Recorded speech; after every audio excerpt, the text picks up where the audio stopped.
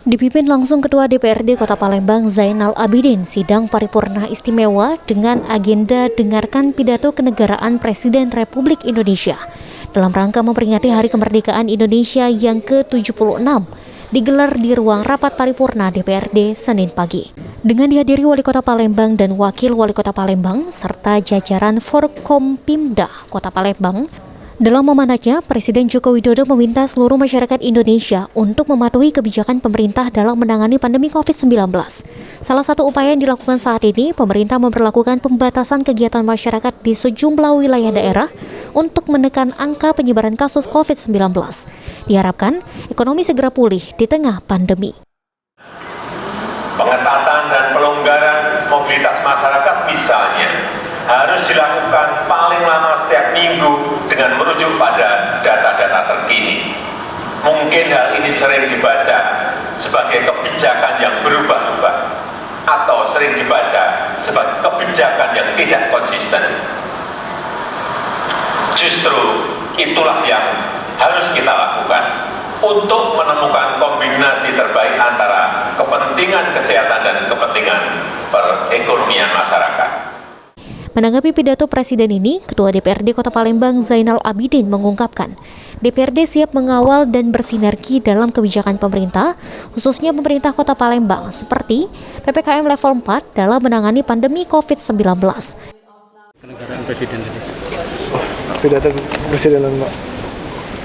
Pidato Presiden yang kami tangkap tadi terkhusus di slogan untuk Hari Kemerdekaan tahun 2021 ini, Indonesia tangguh, Indonesia tumbuh.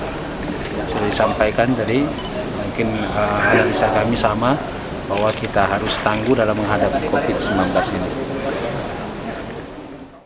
Dalam kesempatan itu juga, DPRD Kota Palembang dan pemerintah Kota Palembang memberikan penghargaan kepada Kapolrestabes Palembang dan jajaran Polsek Kertapati sebagai bentuk apresiasi karena sudah berhasil mengamankan pelaku kejahatan jalan yang cukup meresahkan warga dan supir truk.